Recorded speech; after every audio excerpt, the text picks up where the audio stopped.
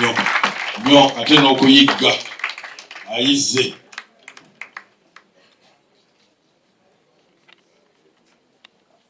أعوذ بالله من الشيطان الرجيم بسم الله الرحمن الرحيم تبارك الذي بيده الملك وهو على كل شيء قدير الذي خلق الموت والحياة ليبلوكم أيكم أحسن عملا وهو العزيز الغفور الذي خلق سبع سماوات طباقا ما ترى في خلق الرحمن من تفاوت فرجع البصر هل ترى من فتور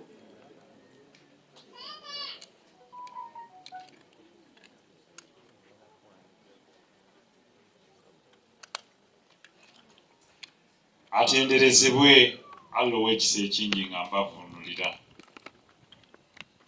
ye ali ku nnamulonda alamula alladhi halaka almauta walhayat eyakola okufa n'obulamu liyabluwakum ayyukum ahsanu amala nga engeri yokka gy'agenda okuyitamu okutugezesa okulaba baani abakoze emirimu emirungi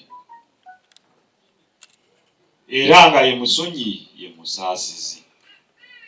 Nziramu ekigambo ekyo tagambyeko nti gwe musonyi gwe omuntu gwe musaasizi akizizaayo n'aga nti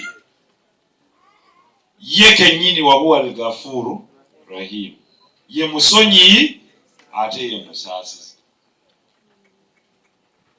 Kakati gwe ali ku nsi kuno ng'oyagala okyetuuma omala budde.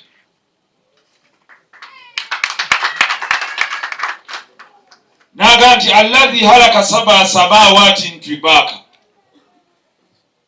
nze yatonda amagulu ago ge mugenda mwewuubiramu nga gali musanvu nova ku lino nodda ku lino nova ku lino nodda ku lino. Kati omuzzukulu wa Mujungute abadde batakimanyi era Omujungute nga be bamu ku balwanirira eddiini y'Obusiraamu ya Bakari Ssebwalunnyo abadde akyogera lwatu. Namubuuzaako lumu nti bw'omala okuŋŋamba ekyo bw'Obusiraamu obukoledde ki? Kato n'agamba nalina tanka yange ey'amazzi n'enjiwa omuzikiti.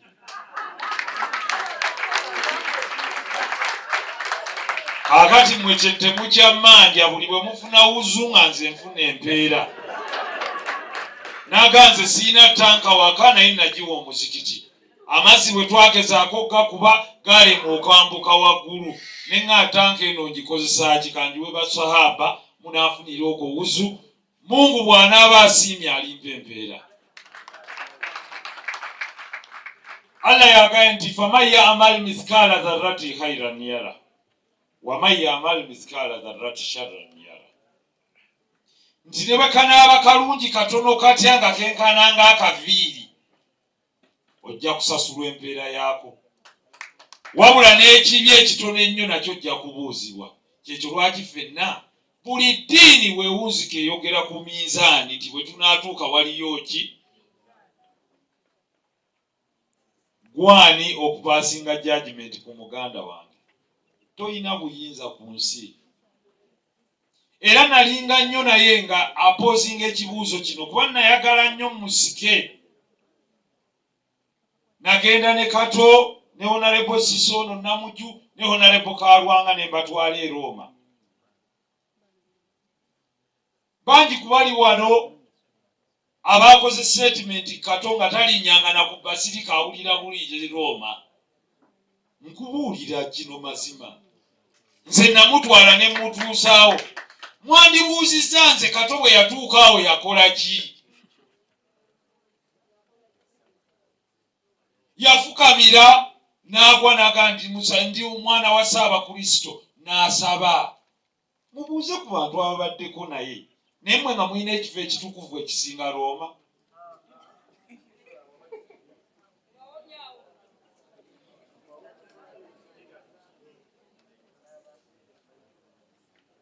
Eggulo waliwo eyayimbye omukulu eyabadde yayimba nti twebaze amansi ne munne mapeera abakola omulimu naye nawuliddemu ekigambo yaga 17 February omwezi 1879 njagala okumaawo bagoba ekigungu.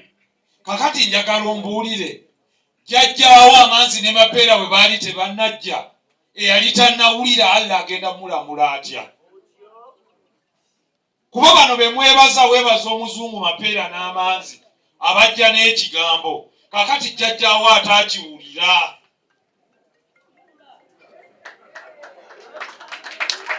Sunai bin Amiri bwe yali tannaleeta Kulaani ffe kugimanya, kubanga kambawo ekyokulabirako.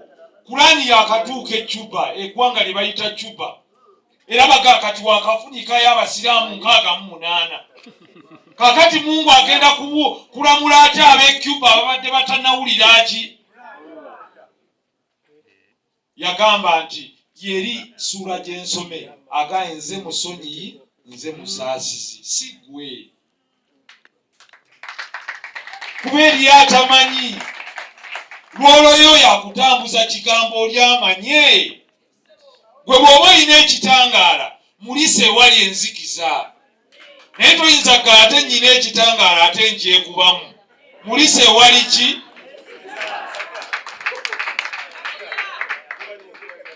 Okuli ow'omwoyo. Right Honorable Speaker, oli owaatamanyi mubabuulire bajje gye muli. You can't say mubagobe. Nenzirayo ku kiri nti Katonda agaye ne bwe kaba katono katya, ddala kato teriiyo katono ke yali akozeeko ng'akabakolera bingi nnyo. So ebintu byonna nze byempulidde siriiwo sebo Right Honorable Speaker kukakanya oba kulumba, naye njogera ku omuntu binafsi teri atasobya taliiyo. Ffenna tutambulira mu kusobya. Mungu atugambye n'okusula obusuzi ng'onyiigidde munno, naawe oba osobozza ne bukeera nga tonnamusonyiwa, kubanga naye buli bwokeroga ayi Mukama Katonda nsonyiwa nga gagwata nasonyiwa oli. Gwe lwaki olowooza nti gwe olina okusonyiyibwa? So humanity without forgiveness is a true trait of hypocrisy. Munanfuusi. Sebo Right Honorable Speaker, nali ntambula nnyo ne Kato, nayitako naye e Kasubi ku Masiro. Mukama wange buli wabaayo emikolo mu Masiro buli ddiini egenda n'esabirayo. Naye Masiro waliyo ki? We must not be hypocrites. Mu mbiri zaffe waliyo ki? Naye buli bwe bayita ne baga nti tuteeka okusabira ekitangaala n'ekigambo ne bakyogera ekitangaala kya wangaala ayisa abasajja. Ekitangaala kyani? Kya Katonda kuki? Naye ng'ani Mukama w'obuwangwa bwonna wano mu Buganda? Temuli musabira ye.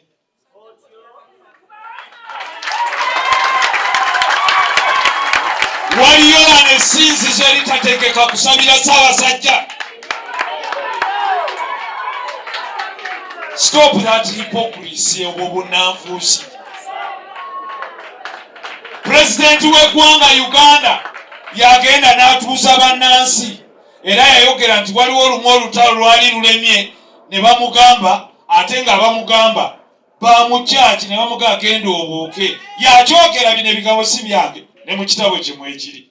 N'abalala abasiraamu nabo ne bamugamba genda obeeko omukolo gw'okola olutalo lukole ki? N'abagamba mmwe mubigambye kambuuke. N'abuuka oba bamubuusa ki oba njiibwa oba ki? Ye kennyini yabyogera nkootinga muntu. Buli bwakola emikolo ono yayita bamaama fiina n'abatuuza. Ate nabo bwe baba batuuza owaabwe era naye gwe bayita naye n'abakola ki? N'emmotoka n'azibawa. Ezo so nga tebazigaana. If we want to love humanity, Katonda yatonze omuntu. ffe tetulinaako buvunaanyizibwa ku muntu. Nze ndi musajja musiraamu naye mbawo ekyafaayo ekiriwo. Nabbi Muhammad sallallahu alaihi wasallam yakoola bonna abaali bamwetodde right honorable speaker, naye yazaalibwa kitaawe n'afa, nnyina n'afa, jjajjaawe n'afa. Abdul Muttalib n'addira taatawe omuto Abu Talib ibn Abdul Muttalib. Abu Talib ibn Abdul Muttalib n'agamba mutabani we nti nkwagala nnyo, era waatuukako lumu ng'abasajja abaali abakambwe e Makka bamugamba nti Abu Talib mutabani w'oyo asukkiridde avuma ebintu byaffe, kyava abaga nti Stanley kaŋŋendeyo mubuulirire.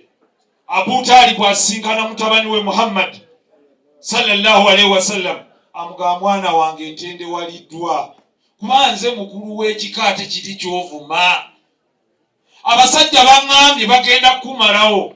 Muhammad kyava amutunuulira n'amugamba nti ya Abu Talib. Muhammad n'akaaba n'amugamba naawe onvuddemu. Abu Talib n'anyenya omutwe naye n'akaaba n'agwa mu kyenyi kya mutabani we n'amugamba siyinza kuvaamu, batutwale ffenna. Abu Talib Nabbi Muhammad yasaba nnyo Abu Talib ayingire obusiraamu. Abu Talib teyabuyingira, naye Abu Talib yalwana na buli kyayina ng'alwanirira mutabani we Muhammad. Kakati Kato okubanga teyayingidde eddiini yange tekiŋŋaana kuyimirira naye paka lwana kwerayo gwega omukwano. We don't all have to be the same to know that diversity is our unity. Nti olaba ne Nabbi yabuulirira n'akoola obusiraamu ne butuuka ne mu Afrika. Ffe be bagamba nti bw'ogenda e Makka batusibako akantu akaga nti Jumuhuriyatul Afrikiya Gairul Arabiya, nti abaddugavu zigizigi nga ffe ne bututuukako. Naye ng'ate ono gwe yali agamba Abu Talib buli yamugamba nti gw'onaakyuka nga gwe buulira bali nze ndiwo okukuuma. So nakoola ng'abantu abaninaanye ne bakyuka nange kennyini ne basiramuka, naye nga buli Kato bwe mutegeeza nga muganda wange nti ebyo byagala ng'era ne salaamu agitoola kuba gye yansibuza. Naye n'agamba ndi muzzukulu wa Mujungute, naye nsabira nnyo Allah ajja kunkolako. Ne bwe kinaagaana ku nze waakiri ku baana bange ku mwoyo gw'onoofunirako abakyukirako, nga lwaki nva mu baana ba Kato tomanya Allah anaayisizaako inshallah. Sebo Sheikh Gugwa tukwaniriza ambasada kankuwere ddala na ntebe yange fadhal tulira ddala okumpi yakawuuta obwambasada ono mugenyi. Sebo tuulaawo oye Kato asombye deputy speaker namba 5 mu hairake ya Uganda yonna atudde wano awuliriza nsonga za Kato. Naye ate nga tamusombye nti jasi mubaka wa parliament, no mukwano gwe ate nnyo. Kati nno Kato omugenzi ono yeebase wano muganda waffe talina gwatya. Yajja lumu nga tugende wa Right Honorable Kadaga n'amugamba Right Honorable Kadaga temuyinza kulya ssente nga nze sirya nga tuli mu office. Nange kennyini natunula eri ne ng'akatonzi ko Kadaga wange nedda ffe tetwazze wano kubasibira buguwammwe nga bwe mulya mmere, nange bante mmere kye bantemera mpe wano. Abantu b'e Rubaga bammanja namuga Kato obadde ogamba ki ti nayina komiti nga nze agiki ali chairman opportunities committee, namuga sayininga awo tugenda bweru. Right Honorable Speaker n'asayininga nagenda ne Honorable Kalwanga ne Honorable Zake Francis Buteri sinnamulaba wano ali Canada. Okay, inshallah Mungu amusobozese bw'anaaba atuuse. Twagenda nze Honorable Kato, Honorable Zake ne Honorable Kalwanga ne tugenda e Nairobi. Bwe twatuukayo Kato n'agamba batuwa batya ennaku ntono tuddeyo. Naddayo wa speaker namuga tetwamatidde. Twajja naffe kuba bulungi. Kaakati gwe nga kyoti okwogera. Ye katutabiriiko. Muyingira mu luggi talina protocol. Atuuka ati naga right honorable speaker tukulamusiza naye katutuukire ku nsonga tatuula. Naga mukama wange ekituleese wano ffe tetwajja wano kuba baavu abalanga bwe bagaggawala. Ennaku yatuluma nnyo ng'ate ayogerera wako. Naga abantu bansere ku ba diplomat, nze siri diplomat ate nkwagala nnyo. Naye buli trip ebaawo nze nnyina okutambula waayi biseeko ssente mpe basolida. Ne mugamba naye Kato ojja kunkyayisa. N'agamba sigala nange mwe muli ba diplomaati simanya mwasoma bino ebyallo mujja right honorable. Ye era olumala ogga right honorable speaker ng'amala gampa ku ttooke nve wano sina kindeese saakunyumiza saasoma nnyo. Ali Nwana ne Kato ateese mu parliament. Buli bwe namuyitanga nti kati Kato ku kino. Lumu namuyita nga tuli ku science and technology bill. Naga nayo honorable Nsereko. Kwegaawo yakalira ddala abantu balabe nti ndi musiru. Ne mukaalwaki naga nafuna mwenda mu biology Kato yanteese nti. Naga no mukama wange awo nkujemedde. Abasajja be bateesaako simanya GMO ne mugaa kati gwe baako ky'ogamba nti bino ebigimu ebigundi ebijingirire. Naga mukama wange enjeemye nja kweruma olulimi bwe binaatuuka ku bya music mpita naye bino ebya biology ngenza. Tutuuka kutogikwatako. Bwe twatuuka kutogikwatako Kato mwenna yabanyumiza emboozi ye. Baali batutwala bati Kato yagenda mu ttooyi n'atuula mu ttooyi ati. Kato yagenda mu ttooyi kuba naleeteranga Kato liboni. Naga mukama wange ndi mulwadde wa mutima bagenda tukuba emiko. Naga Nsereko abasajja nabalabye dda. Abasajja bagenda tukuba naye kati nze omutima gwange gwa kitundu bwe banaakulinnya. Naye naga akanzije wano ŋŋambe nno kuba abeerubaga gye baakola ki gye bantuma. Kato n'agenda n'agamba nno. N'agamba kakita kino kiwedde enfulumye muganda we bagenda tukuba tebagenda tulekera kintu kyonna. Ne mugaa Kato komawo naga ngenzeeko mu ttooyi. Kaati Kato yanyumiza abantu mu yagenda okuwulira nga bayisaawo Ssemujju n'anyweza akanyolo ka ttooyi. Ne bayisaawo Kasiba naga nywezezza akanyolo. Mbuga yali mu katuli alingiza. Bwe byaggwa byonna Kato yavaayo ng'awenyera ati n'agamba tukubye nnyo. Naye nga tekyamazima yali ataasa bulamu. Kubanga kebe fronti yonna ya lutalo tebakkirizaayo mulwadde, mukadde na mwana. Kaakati bwe bamala otunyiganyiga Katajja nga zaake bamukubye Kato ye yasookawo e Lubaga. Bino mpabwino. Era n'akubira muganda waffe n'agamba maama eno nzitira omwana Kato omwana omutti. Era njagala okubategeeza nti Kato is a man of substance. Kumwe abadde batamumanyi. Abamu kumwe mwalabye interview ye Kato we yabadde ayogerera se mukama wange yagambye engeri ziri 3 abantu mwe bagaggawalira. Simanyi oba mwakalabyeko.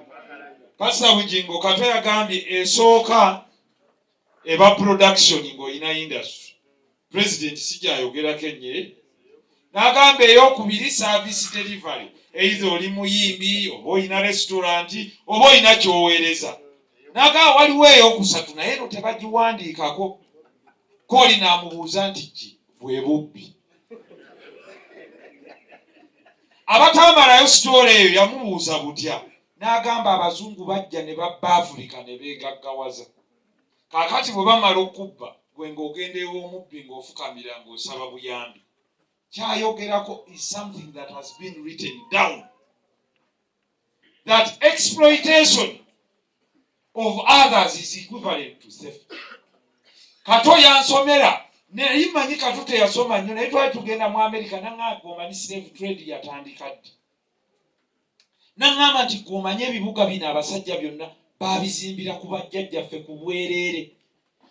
Olaba kati n'omuntu asembayo oyagala nsiimulira akaawagampa, naye ne baleeta abantu miliyoni 10 ne baba tabasasula, ne babakuba embooko, ne balyanga kimu, ne babajjako amannya gaabwe, ne babajjako enzikiriza yaabwe, ne babazimbisa train, ne babazimbisa ebizimbe, ne babasimisa underground, ne babakozesa buli kimu, ne bakomawo ne bagaffe twakulaakulana. Therefore, nyina secret gye njagala okubabuulira, omuzungu akyayina okusigala nga ye yeetondera Afrika okubeera nga yatubba n'atunyagulula n'atutwalako, kuba tebakimanga balondangamu ne baga oyo tomutuwa kasajja, batwalanga musajja muwagguufu aneetikka, ne batwalirako n'abakyala n'abaana, buli yalwalanga nga bamubasuula mu nnyanja. Sebo right honorable speaker, nyinza okwogera paka ennyingi bwe zinaakunkumuka, naye nzikiriza ebigambo byange ku Kato tebijja kusukkako awo. Kato is an honest man, he will die with his honesty. Kato is a happy man. Buli omu ku mmwe amanyi simayiro ya Kato. Kato is as blunt as a pen or as a pin. Bw'omutuulako nga oyagala munyigiriza akufumita, bw'omuzannyisa obulungi museka. So Kato bw'ojjanga olumba akuzaayo akulumba. Era neebaza abantu bonna right honorable speaker nga waali, bw'oba owulira olina Kato kye yakusobya, musonyiwe ku lwaffe. Naye bw'aba alina ekirungi kye yakkolera, mwebaze omukubireko engalo ku lwekyo. Fenna teri atasobya taata. Mukadde wange ekisembayo nti Kato waavudde ffe weetuli, tetujja kulomba. Kubanga Kato yagambanga nti gwe muganda wange era ekyo nkiina bulungi nnyo, siyinza kumulekerera wamu n'abaana ne maama. We will not. Ekitono oba tunaalya muwogo tunaalya oyo ne tutambula. Naye mbakakasa bwe muba mulabye nti Kato mugezi, bubano tujja kugiramu ddala abakagezi munnyo. Kubanga nze abalina bakimanyi bulungi era abo ndi mukambwe. Bo bakimanyi ne Conrad akimanyi nze ndi mukambwe, naye ate njagala nnyo. Kakati wonne wabadde watagize wati tugenda kubawo tupano biitingewo tutambuze, mujja kulaba bakata ab'enjawulo. Kato yaleka ayagala firimu site, tasobodde kugirabako. Muyambe abantu bano abali mu performing arts. We identify land, we build theaters, we build production centers. Entertainment and art zirimu sente zisinga Afrika zonna zeeyingiza. If we invest in this content, future nene. Lwakuba abantu babatunuulira ne babasaagisa, naye tunuulira buli alina essimu bw'amala okuba ekiddako alinako music oba TV. Kulabira TV, buli bw'otuuka ewaka oyagala kuwulira ku music. Meaning bano abantu be batuwummuza emyoyo. Mukama wange nga mpunzika, sijja kuba nabwekomba, kampite famire ya Honorable Kato. Bali very brief, nze ndi length. Bo bakweyanjulire omu ku omu, bakuyite inshallah, obeeko obugambo bw'otuuse eri hadhara eno. Neebaza ba VVIP mwedde mwekubireko mu ngalo. Mukama wange abo batusuzizza buli kaseera ate nga tebekkaanya. Kampite maama ojje wamu ne famire ne muganda wa Kato n'abaggala mugume, kuba abannaye tulina okuguma. Kakati Conrad mujje. Se mukama wange bano si boogezi nnyo nga ffe. Bano ba because. Bantu ba because. Se mukama wange kkiriza mujje wano. Ya, mubeeko obugambo bumwegonya eri eggwanga. Nja mutunule eno bwe muti eri abantu ye speaker abalaba. Katandike ne maama.